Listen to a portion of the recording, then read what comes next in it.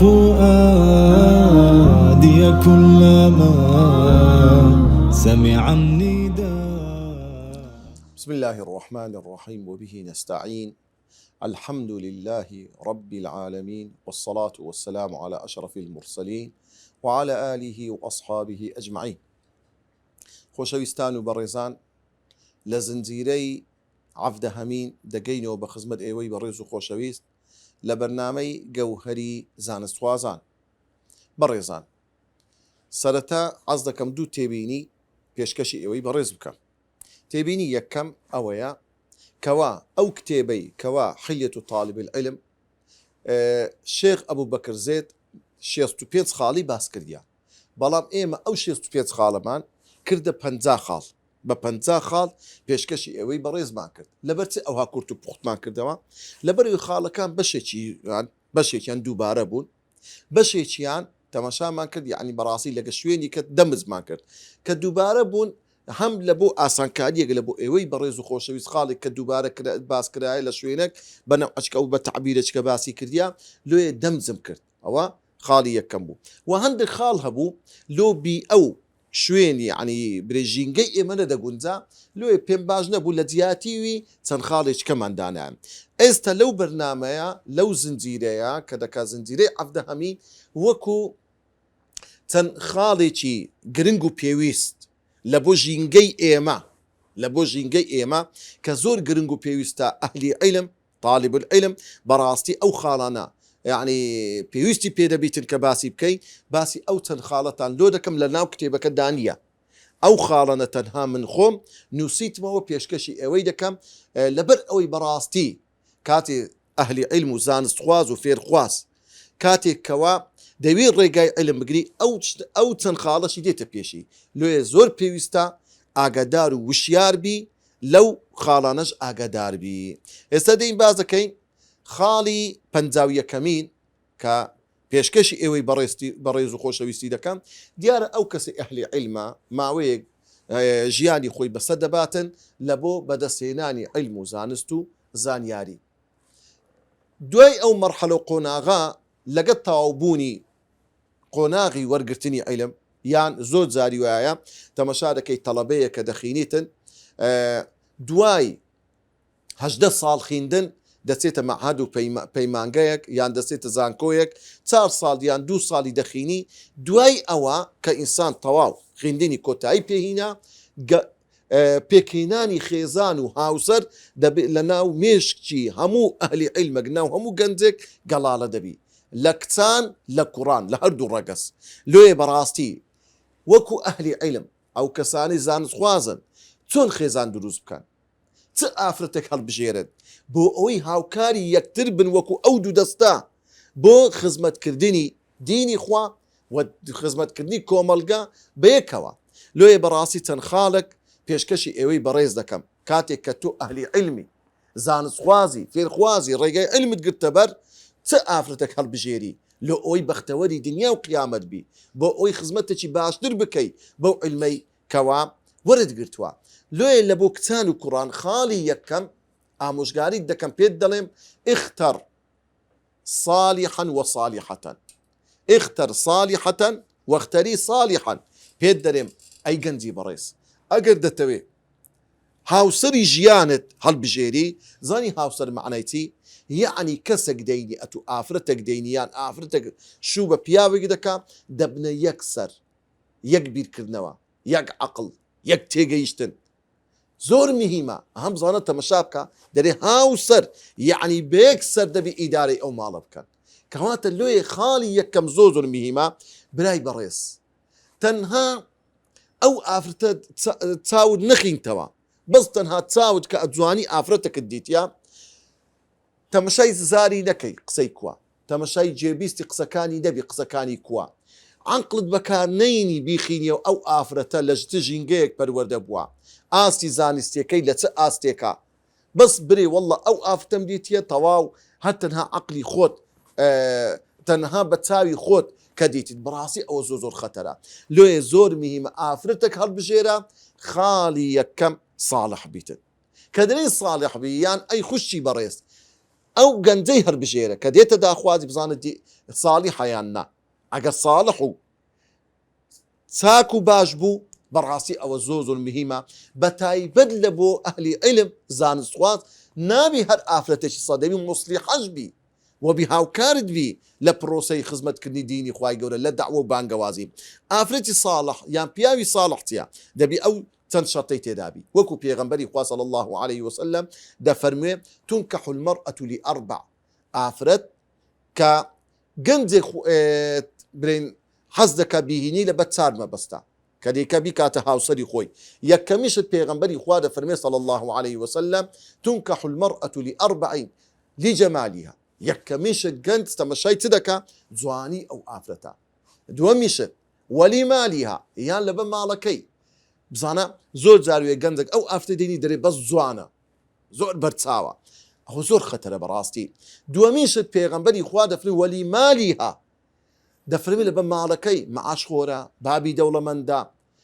طبعا ئافرەت خاڵی سێم وەلیحەسەبیها وەنەسەبیها یان گەنج کە دەستە خوازبێنی ئافرەت لەبەرەوەی بنە ماڵەکی ناودارن نەسەبیان دیارە ماڵی شێخ فرانی پێدرێن ماڵی ئاغا فلانی پێدرێن ئەفەندی فرانی پێدەرێن بابی دەرجە و پلەپایەکی زۆر بەرزی هەیە ئەو حەسەب و نەسەبە خاڵی چارەم پێغەمبەری خوا دەفەرمێ صلی الله عليه وسلم وەلی دینیها یاخود گەنجێک دەستە خوازبێنی ئافرەت لەبە دینەکەی ئەو فرموودەی پێغەمبەری خوا لۆ دینی چوارم باس کردیا لەبەر ئەوەی طبیعەت وایە خۆت ناچی ئافرەتێک بینی شەبەح بی یان ئافرەتە گەنجێکی بینیتن حەزۆز و ناشرین بی نا جوانی خوای گەورە داینایە هەڵبژارنیشتی جوانیش یعنی عینی عەقڵە ماڵ ئەگە ئافرەتێک لە بنە ماڵەیەکی هەبووبی ئەویش خراب نییە و هەروەها بنە ماڵە و نەسەبیش ئەویش شتێکی چاکە ئینسان لە بنە ماڵەیەکی باش ئافرەتی بینی بەڵام ئەوەی کە خەتەر و بەڕاستی ترسناکە ئەوەی مای ماڵوێرانیە لە بۆ ئێستا و داهاتووی ئەو گەنجە ئەوەیەکەوە بەس حسابی جوانیەکەی بکە بەس حسابی ماڵە و پارە و پوری بکە بەس حسابی بنەماڵی بکە دین لە کنی شتێکی هیچ نەبیتن بەڕاستی ئەو کارە ساتە بەڵام ئافرەتەکی بینە بە ئەو پەڕی جوانی بی بەڵام دینی لەگەربی لۆ چکە خۆی دادەپۆشی جوانەکەی بەس دوتووە بزانە ئافرەتێکی بینە با پولدار و ماڵدار و مەعاشخۆر بی بەڵام دیندار بی چکە گەنا والله هەموو ڕۆژێ بە چاوت داداتەوە ئەها مەعاشەکەی من ئەها ئەو شتم ئەم کڕی ئەها ماری بام ئەویان دامی حیا و ناموست دەبە زۆر ئاگادار بە خاڵی سێم حەسەب و نەسەب بنە ماڵە ئەگەر ئەتوو کەسێکی وابی کرماندەکی فەقیری هەژار کراش خوار کوڕی کەسێکی فەقیر والله هەموو ڕۆژێ بەسەردا هەم ماری بابم وەنیا ئاغا فران و ئەو کاکە لۆی ئاوەلە بکە زانیان هاوکوفیان دانێ ئافرەتێک هەڵبژێرە کە بەڕاستی خاوەندیم بی ئەی خوشتی بەڕێزم پێغەمبەری خوش دەفەرمێ صلی الله عليه وسلم إذا أتاكم من ترضون دينه وخلقه فزوجوه ئەگەر کەسێک هاتە خواز بینیت دوو مارەی پێو یەکەم تەرضەونە ڕازی لە دینی دینداری یعنی عەقیدەی باش بوو یعنی کەسێکی ئەهلی عیلم بوو یعنی کەسێکی خواناسی دیندار بوو و هەروەها دووەم وخلقه خلق لێرە مەقسەدی بێ ئەخلاقی نییە کابرا مەسەلەن لە دوو چاوباز بی و گەنجێک بی دز بی نا مەقسەدی ئەوانە نییە چکە ئەگە کەسێک دیندار بی دەبێ ئەو سیفەتانەشی دەبیتن خلق یعنی طبیعەتی یعنی قسەی یعنی هەرسوکەوتی جوان بی لێرە زانایان دەرن خلوقەوە یعنی طبیعەتەه طبیعەتەکەی طبیعەتێکی خۆش بی جون فرۆژ نەبی گران و سنجیم بی قسەی نەرم و لەسەرە خۆ بی لۆی ئەوە بەڕاستی زۆر مهمە ئینسان ئاگادار بیتن بەڕاستی ئەو ئافرەتە هەڵبژێرە ئەو ئافرەتە دەبێتە پاڵپشت لۆتو مەسەڵەن لۆ نمونە ئەتوو کەسێکی زانست خوازی لە کولیە طبی معقول نییە بچی ئافرەتێکی بینی نەخیندەوار بی تخوا ئەگە زەعمەنی ئەو کتابە شینەم لۆ بینە ئەگە زەعمەنی کتابە سۆرەکە ئەخرێ ئەو ئافرەت دەشتێتەوە والله نا ئافرەتێک بینە لە مستەوای خۆت نێزیک بی ئەگەر مەعهەد طبیشی تەواو کردبی ئەگەر کولیە سەیدەری تەواو کرد نەعیلە لە ئاستی بزدەبت خۆت بەڵام لە تو نێزیک بی ئەتوو کابرایەتی ڕێگای شەرعیت گرتیا فەقێ لە کولیە شەریعەی معقولی ئافرەتێکی بینی سوفور بی وەڵای عەیبە ئەخ ئەتوو بە چ نەوعەک لەسەر مینبەری دەرێی سوفوری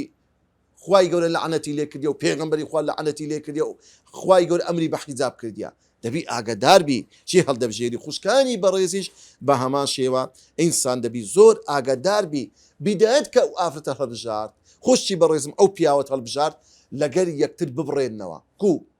مەسەرەن لۆن و دەری کاکە ئەمن فەقێمە دەخینم ئیشی من دەفتە مەلایەتی یعنی چوونە گوندان یعنی خود بەخینەوە یعنی زاروی دەرکردن یعنی فەسڵکردن یعنی توش بوون بە معانات و ناخۆشی یعنی ژیانەکی یعنی نەمری و نەژی ئەوهای تێبگەینە نەرێ کورە ئەمن مەپرسا چەند دەورەمەند و واوام نا دوای ئەو ئافتە لەگەرت بەڕاستی زۆر زەحمەت دەبیتن خوشتی بەڕێزم تۆش وایە پێی دەڵێ ئەمن ئافرەتەکەم دەست بە بنکەی تەحفیز ئەمن دەخینم دەبی ڕێگان بدەیت لەگەیەکتر ئەوەی ساقکەنەوە یان کەسێک لە توبە کەسێک لە هەندەسێ پێی برێ ئەمن عیادەم هێجاروەیان لە سبەینێ دەڕۆم هەتە سەعەت 12 شەوی نەتوانم بێمەوە ماڵێ دەبی سەبرم لەسەر بگری ئیشی من وایە دەبی هەر کەسێک ئیش و کارەکەی خۆیان لۆ یەکتر ڕۆم بکەنەوە کەواتە بڕێزان تەمەشا بکە عرب دەرێ قسەشی زۆر جوانە وەڕاء كل رجل عظيم امرأة هەموو پیاوێکی بەهێزی بەتوانەی ناودار ئافرەتێکی لە پشت بووە پێغەمبەری خوا خەدیجە لە پشتی بوو موسا پێغەمبەر دایکی ئەو داکە بوو کە جەنجی خۆی فڕێدا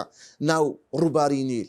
بزانە تەمەشا بکە موسا عیسا پێغەمبەر سەڵات و سەلامی خوای لەسەر بێ مەڕیەمەی دایکی تی قورئان کە باسی هەر پێغەمبەرێک بکە ئافرەتێکی لەگەر باس کردیە ئیبراهیم پێغەمبەر هاجرەی لەگەر بووە وایە سەحابەکان بڕۆ تەمەشا بکە کەواتە لێ تەمەشا بکە یەک نمونە عەرزی جەنابتان دەکەم کچێ ئافرەتێکی بەناوی بەنات تەنتاوی طبعا ئەو بەنات تەنتاوی خێزانی ژنی عیسام العەتار بوو ئەو عیسام عەتارە لە ساڵی 1966 لە ساڵی 1966 گیرا کە گیرا ئەو ئافرەتە بزانە تەمەشاکە ڕیسالەی لۆ دەنووسی بێزاری دەرناکە بەڵکو ئەو ئافتە پاڵپشت ئەوەن لەسەر چ گیرایە عەسام العەتار لەسەر دەعوا لەسەر بانگەوازی سوڵتەی ئەو وەختی مصر گرتیتی ئاخری ئیعدامی دەکا بەڵام ئەو ئافتە کە دڵناوای پیاوەکەی دەکات چی پێ دەرێ لا تفكر فيا وفي أولادك وأهلك ولكن فكر كما عودتنا دائما بإخوانك ودعوتك وواجبك سبحان الله دەرێ فکر نەکەی وەلەما ئەمن لە چ وەزعەکی دامە منداڵەکان لە چ وەزعێکی دانە داکت بابت براو خزم و خوشکەکانت نا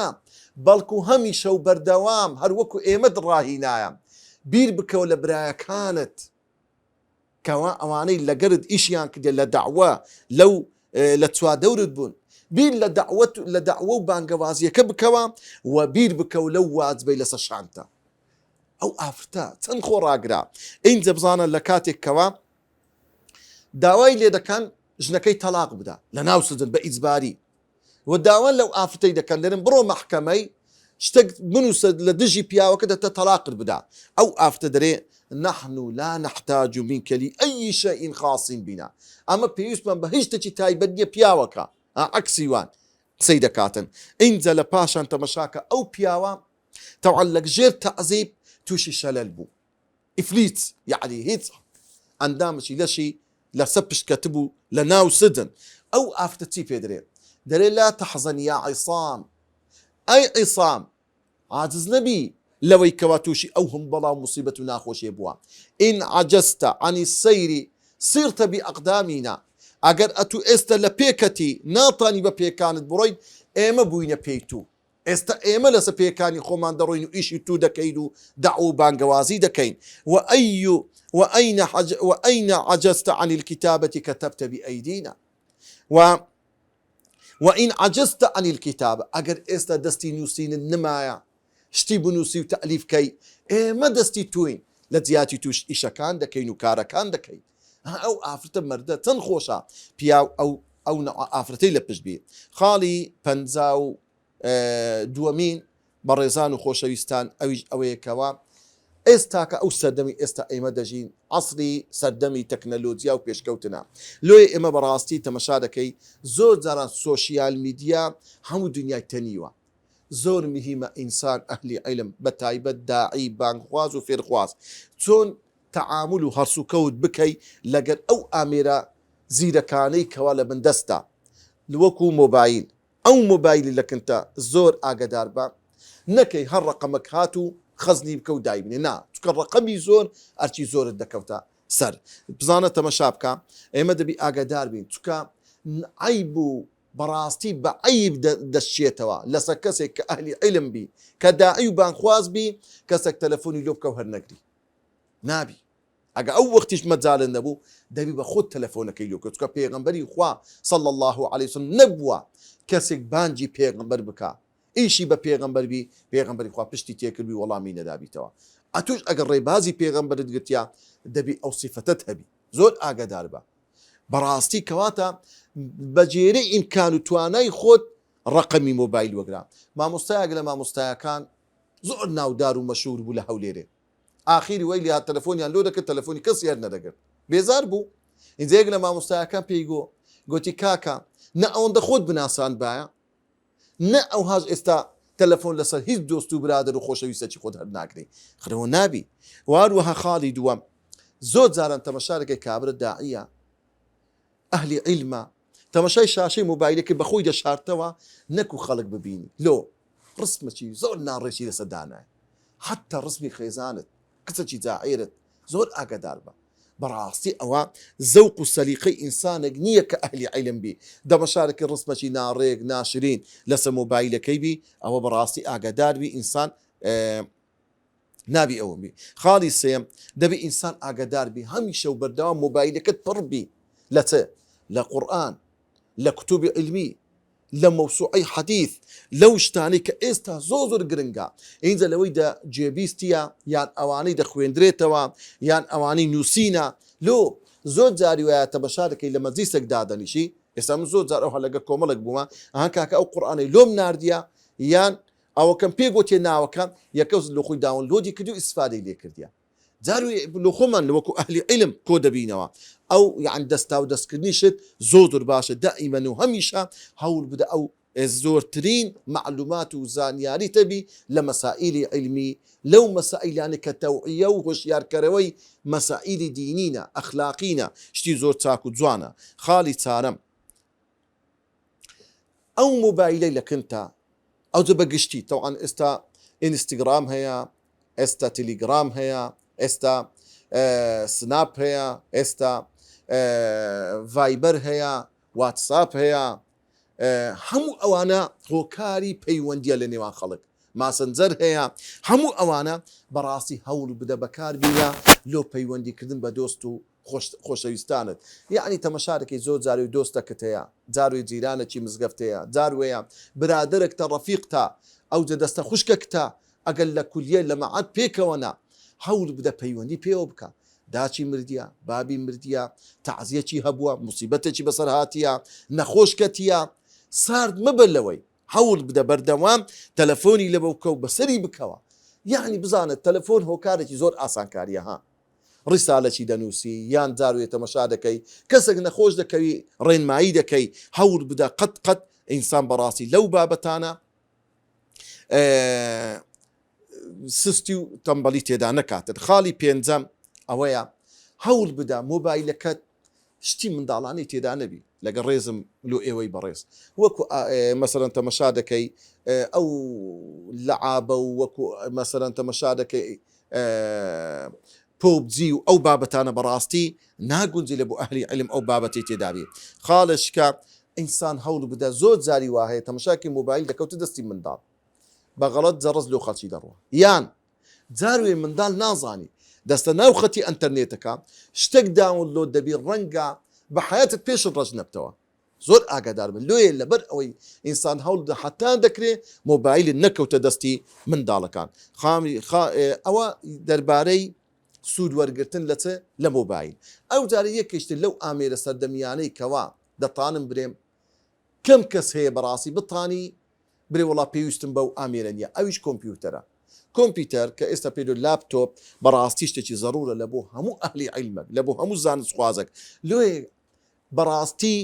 کۆمپیوتەر یاخود لاپتۆپ بەڕاستی یەکێکە لە وەسائیلەکانی علمی و باشترین وەسائیل و هۆکارە لۆ نووسین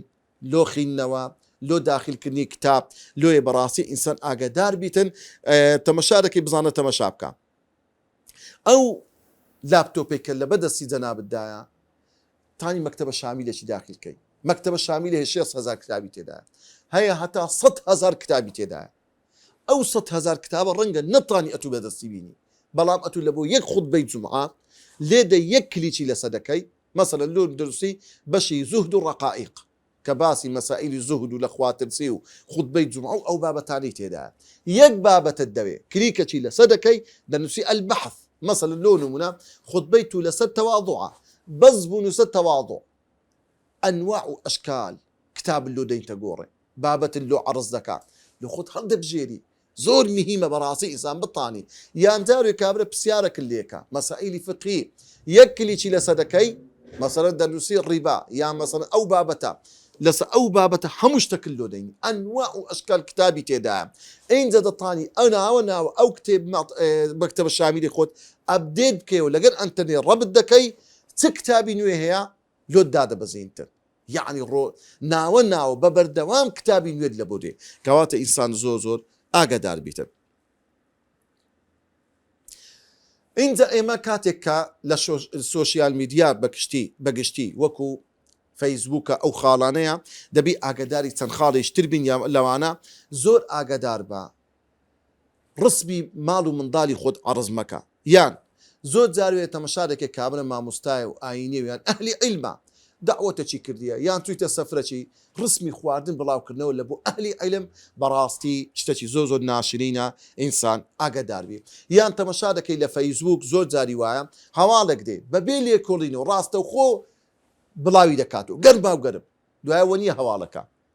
زۆر بەڕاستی جاروێ ئەو هەواڵی ئەتوو دەیدەی ڕەخنەگرتنە لە کەسێک ئەخروە نییە دوایە چەند ناخۆشە دەبی داوای لێبوردی لێ بکەی لۆ خۆ تووشی ئەو شەرمەزاریەکەی دائیمەن پەلەی لێ مەکە ئەو شتانی بڵاوی دەکەیەوە هەوڵ بدەشتی گشتی بی لە یعنی بانگەوازی بی ئایەت بی حەدیث بی تووشی مەسائیلی دەمەقاڵەی حزبایەتی و سیاست و ئەو بابەتەن ئەهلی خۆی بەکار بەجی بێلا پەیوەندی بە ئەهلی عیلم نییە ئەو خاڵانە خاڵێشتر زۆر مهمە ئینسان ئاگدار بی کاتێک کە ئافرەت ئەتو مادەم ئەهلی عیلمی مادەم مامۆستایەکی ئاینی خەڵک تەلەفۆنت لۆ دەکات زاروی ئافرەتێک تەلەفۆنت لۆ دەکات مامۆستا ئەو مشکلەم هەیە مامۆستا ئەو پرسیارم هەیە زۆر ئاگدار بە نەکەی بکەوێ داوی ئافرەتان بە قەدرایی پێویست جێ لە ئافرەتەکە ڕابگرا نەکەی زیاتر ئەگەر زانیت ئافرەتەکە زیاتر ڕاد دەچێشی لە بۆ شتی ئەو لە ئەولاتر یەکەوسە تەلبرێ تەلەفۆنەکە بدە پیاوەکەت بە ئەو تەلەفۆن لەگە بکە یان لەگەر پیاوەکەت پێکەوە وەردەکردم یان لەگە برایەکت وەرە یان لەگە کەسێکی ئەوە بە تاقی تەری ئافرەتەکە مەحاولەکە مادەم دەزانی پەیامی خۆی ناگەینی یان مەبەستێکی خراتری هەیە لۆی ئینسان بەڕاستی دەبی ئاگدار بی قسەکردن لەگەر ئافرەت بەڕاستی دەبی بەجێری پێویست بی نابی ئینسان لە حەدی خۆی زیاتر بی خاڵی 53 کە پێشکەشی ئێوەی بەڕێز و خۆشەویستی بکەم ئەویش ئەوەیە سەبارەت بە جلوبەرجی ئەهلی عیلم طبعا جلوبەرێک معلومی جەنابتانە ئینسان دەبی ئاگدار بی جلوبەرگەک لەبەرکە کە شایستەی خۆتە کەسێک گەنجە مەسەلەن لۆ نمونە کابرا لە کۆلێژەکە یاخود لە پەیمانگایەکە لە شوێنێکی گشتی دەخینیتن یان کەسێ خوشکەکی بەڕێزە دەبی جلکەک لە بەرکەی لایقی بەخۆت بی بەڵام ئاگدار بە ئەو جلکەی لە بەری دەکەی دەبی یەکەمین شت دەبی لە چوارچێوەی شەرعی خوا دەردەچی خوشکانی بەڕێز بە تایبەت ئێوە زۆر ئاگدار بە و هەروەها تایبەت بە فەقێیان ئەهلی عیلم کە برین فەقێ تەماشا بکەی عادە دوایە فەقێ کورتەک و شەروارێک لە بەردەکاتن جەمەدانیەکی لەسەرا هەر لە منداڵی ڕا ئەوە جلکەکی خاصە بەوان بەڵام لێر دەبزانە تەمەشاکە ئەو جلکە بەشەک نییە لە دی جلک پێوەر و هەڵسەنگاندنی کەسێکی نیە برێ وەڵا ئەگەر ئەو جلکەی لەبەر و عنی ئەو نیشانەی ئەوەیە کەسێکی زۆر بە تەخوایە کەسێکی زۆر لە خوا ترسا زۆر ئەهلی عیلمە نا وە نییە جلک پێوەر نییە دەبێ ئینسان زۆر ئاگدار بی لۆیە بەڕاستی تەمەشا بکە خوای گەورە سوبحانه وتەعالە کە دەفەرموێ وەلیباس التەقوا ذلك خەیر پۆشاکی تەقوا لە خواترسی باشترین پۆشاک ئەو پۆشاکەیە کە عەیبت داپۆشی کە دنیا و قیامەتت بەختەوەر بکاتن لۆیە زۆر ئینسان ئاگدار بی بزانە تەمەشا بکە پێغەمبەری خوا صلی الله عليه وسلم جلچی هەروەکو تێگڕای سەحابەکان بووە بەڵام تەمەشا دەکەی پێغەمبەری خوا صلی الله عليه وسلم سەحابەکان دەڵێن كأنه كان دائما يلبس العمامة پێغەمبەری خوا بەردەوام عمامەی هەر لەسەر بووە ئەو دەجاری وێ پێغەمبەری خوا عیمامەی سپی لەسەر کردیا هەندێک جار ڕەشی لەسەر کردیا هەندێک جار سەوزی لەسەر کردیا هەندێک جار عیمامەکەی سوور بووە بە تایبەت لە کاتی غەزا یعنی ئەگەر هەموو سیڕەی پێغەمبەر بخینیەوە صلی الله عليه وسلم ڕەنگە یەک جاریش نەبی پێغەمبەری خوا بەسەری ڕوودی ترابی کەواتە عیمامە لەسەرنان عرفك بولو أو وقتي واشتكي زور جوانو جراني وسنجيني وحرمت بولو بياوي أو سردم لو كسشك أهل علم وقتي خوي كلا فقيتي دخين را دباي أو فقيا كرتكو شروارك زمداني شي لسربي كدبو أهل علم ذلك شي تايبل لبدكنا أو ذلك كاستاجر شي ملايتي كدكات زبو منديل سبي كلا سردكريتن أو ذلك طبعا هيز دقة شرعي لسنية وەکو ئاەت حەدیسی پێغەمبەر صلی الله عليه وسلم بەڵام دەرێ لە سەردەمی ئەبوو یوسف کە دەکا تەڵەبەی ئیمامی ئەبوو حەنیفە بووە ئەو پێی باش بوو لۆی ئەهلی علم جودا بنەوە جلکەکی تایبەتیان لەبەربی مەسەڵەن ئەوانەی مجتەهیدن ئەوانەی ئیمامن ئەوانەی خەتیبن ئەوانەی قازینە یعنی جلکەکی تایبەت حتى ئێستا ئەگەر تەمەشا بکەی دەچیە کولیە قانون جلکەکی تایبەتیان هەیە مەسەڵەن کە قازی عباچی لەبەر دەکاتن ئەگە تەمەشا بکەی لە کولیە تۆپ ئەوانەی دکتۆرن سەدریەکی دەبە دەکەن هەتا خواردتۆچیان سپیە کەواتە ئەهلی علمیش وەکو مەلا وەکو ئیمام و خەتیب ئەو جلکە تایبەت بووە ینی مەسەڵەن بەوان کە دانرێ بەڵام ئەوەنی بەشەک بی لە دین زۆر ئاساییە کەسێک کورتە و شەروار و زەمەدانیەکی لەسەر بکە تەبیعیە و هیچ کێشەی تێدا نییە ئەو جلکە ئینسان دەبی ئاگاداربی ئەگەر کەسێک مندیلەکی لەسەر کرد جوبەکی لەبەر کرد عن ئەو جلکەی کە برین کەوی سەڵتەی پێدرن یان هەر جلکەکە ئەگەر لە بۆ دینی خوابی وەکو وەسیلەک بەکاربینی خزمەتی دینی پێ بکە چکە جارێ والله ێگە ئەو جلکەی لەبەر نەکەی خەڵک جێت لێ ڕاناگری خەڵک حسابن لە بۆ ناکە بەڵام کە لەبەرت کرد دەچێت سوڵحەکی کابرا باشتر جێت لێ ڕادەگری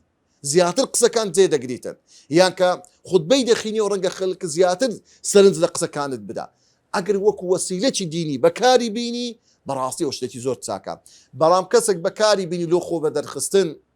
و ئەگەر کەسێک بەکاربی لۆی پارەی پێپەیداکە و دنیای پێپەیدا بکە بەڕاستی ئەو موسیبەتە وەکو پێغەمبەری خوا دەفەرمێ من لەبیسە لیباسە شوهرەتی ئەلبەسەه الله دەفەرمێ هەر کەسێک لیباسی شوهرە لەبەر بکە خوای گەورە جلکەشی لەبەر دەکات لە ڕۆژی قیامەتێ کەوا لە ئاگر لە بۆی دوورێ خوا پەنامان بدە یا ڕەبی لۆیە کەواتە ئینسان ئەگەر لەبەرکردنی ئەو جلکە بە مەبەستی خزمەتی دینی خوابی وەکو هۆکارێک بەکاربی لۆ خزمەتی دین ئەوە شتێکی زۆر زۆر چاکە خاڵی پەنجاو چوارەمین کە پێشکەشی ئەوەی بەڕێز و خۆشەویستی بکەم ئەوەیە بە کورتی سەبارەت بە خواردن طبعا دیارە ئەهلی عیلم يعني بەگشتی و بە تایبەت مامۆستایانی ئاینی لە خوشکان لە بەڕێزان کە ئەهلی دینن ئاگادار بن بەڕاستی ئینسان کە خواردن دەخوا پێویستە ئەو خواردنەی کە دەیخۆی یەکەمین جار حەلال بی زۆر میهمە بەڕاستی ئەو يعني ڕزقەی کە دەیخۆی حەلال بی لۆیە کەواتە پێغەمبەری خوا قاعیدەکمان لۆ دانە دەفرمێ ولا تصاحب إلا مؤمنا نكي رفيقاتي كساتك إلا إيمان دار نبي ولا يأكل طعامك إلا تقي هیچ کەسێکی ژنان نەخوا ئللا کەسێکی تەقوا دار نەبیتن کەواتە ئاگادار بە نانی هیچ کەسێک مەخۆ و هیچ کەسێک مەینە ماڵت ئەگە کەسێکی تەقوادار و دیندار نەبیتن کەواتە لۆی ئاگادار بە کاتێک کە داوت دەکرێت لە کەسێک داوتت دەکات زۆر ئاگادار بە داوەتی هەموو کەسێک قبول مەکە ئەگە دەزانی کابرا ڕزقەکەی حرامە ئەو شوێنەی دەچی شوێنێکی فسق و فەسادی تێدایە زۆر جاری وا هەیە مامۆستایانی ئاینی داوت دەکرێن لە فندقەچی ئەو فندقە ئارەقی تێدا دەخورێتەوە ئەو فندقە پێنج ئەستێرە ڕەنگەشتی بێشەرعی تێدا بکرێت مەچوو عوزرێکی ببینەوە جارێ دۆستەکەت برادەرەکەت جیرانەکی منطقەی داوەتت دەکا ئینسانی ئیماندار دەبی خۆی بپارێزی لەوەی بەڕاستی ئینجا کاتێک کە چووی لە بۆ داوەتەکە مامۆستایانی ئاینی پێشەنگن نەکەی بە هەردوو لە پام بخۆی نەکەی خۆت سووک بکەی لەوە خواردنەکەی زۆر بەگران و سنجینی بخۆ هەتا دەکرێت کەم بخۆ لە ماڵی خۆت کوی دەخۆی بخۆ بەڵام لە ناو ماڵی خەڵکی زۆر ئاگادارت کە خەڵک تەمەشای دیقەتی دەستت دەکەن دیقەتی ئەو پاروانە دەکەی کەوا دەیخۆی لۆیە ئینسان ئاگاداربی بەڕاستی کە دەیخوا زۆر بەکەمی بخواتن و ئاگادار بە زۆر جاری وایە بە ناوی داوەت بە ناوی خواردن دروستکردنێک خەڵکە ئیستیغلالی ئەهلی عیلم و زانست خوازان دەکەن داوەتەکت دەکا فتوایەکی بێ شەرعیت پێدەدا داوەتەکت دەکا سبەینە دەبی سوڵحەک بکەی و دەوی لەویش برێ یعنی ئەگەر ناحەقیش بی ئەوە ئینسان ئاگادار بێ خاڵی ئەخیری کە خاڵی 55 زۆر بە کورتی پێشکەشی ئەوەی بەڕێز و خۆشەویستی دەکەم ئایا ئەهلی عیلم زانست خوازان دەکرێت کەسابەتێک بکەن یعنی ببنە ئەهلی کەسابەت ئیش بکەن میهنەتیان هەبی بەڵێ شتێکی زۆر پیرۆزە زۆر شتێکی مبارەکە سنەتی زانایانی پێشین و بەڵکو سنەتی پێغەمبەرانە سەڵات و سەلامی خوایان لەسەر بیتن کە ئەهلی عیلم بەڕاستی ناسراو بن بە پیشەیەک بزانە پێغەمبەری خوا دەفەرمێ صلی الله عليه وسلم ما من نبي إلا وقد رعى الغنم هیچ پێغەمبەرێک نەبووە لە پێشتر إلا شوانی کردیە پێغەمبەر دەفەرمێ وكنت أرعى الغنم لامرأة على قديد ئەمنی جێچێک بووم لەو پێغەمبەرانەی کەوا شوانیم کردیە لۆ ئافرەتێک لەسەر پارەیەکی دیاری کراو بزانە و هەروەها پێغەمبەر هەبووە حەداد بووە وەکو داود پێغەمبەر هەبووە نەجار بووە پێغەمبەر هەبووە سەڵات و سەلامی خوای لەسەر بیتن کەوا فەلاح بووە وەکو ئادەم کەواتە ئینسان ئاگادار بی و زانایانی ئێمە جەساس کە سپیکار بووە زانایانمان هەبووە کەوا هەموو بە لەقەب و نازناوەکانیان بە پیشەکانیان بووە لۆیە تەمەشا کە سەحابی پێغەمبەری جوابوونە کەواتە ئەهلی عیلم ئەگەر کەسابەتێک بکە کە لایق و شایستە بەخۆی بی شتێکی زۆر جوانە شتێکی زۆر باشە ئێستا مامۆستای ئاینی هەیە لە ماڵەکەی خۆی هەنجینی دەفرۆشی هەنجین مامۆستای ئاینی هەیە ئیشی عەردەکە بە تەلەفۆنە عەردەکە دەکڕی دوایە دەفرۆشتەوە و قازاندەچی لێ دەکاتن چ بێ شەرعیەکی تێدا شتێکی زۆر جوانە یان تەمەشارێکی مامۆستای ئاینی هەیە دەڵاڵە دوو کەسی پێک دەگنیتن بڕە پارەشی لەولا وەردەگریتن شتێکی شەرعیە مامۆستای ئاینی هەیە مەکتەبە و کتەبفرۆشی هەیە کتێبی دەفرۆشی حالە ناو ئەهلی عیلم و خێرێکی پێدەگاوە بەڕاستی کەسابەت لە بۆ ئەهلی عیلم حتا ئەمن ئامۆژگاری دەکەم لۆ ئەوانەی لە پەیمانگا و زانگۆکانن ئێستا ئەوڕۆ تەعینبوون و دامەزراندن زۆر زەحمەتە هەوڵ بدە پیشەکەت هەبی ئەگەر حەلاقی بی ئەگەر خولی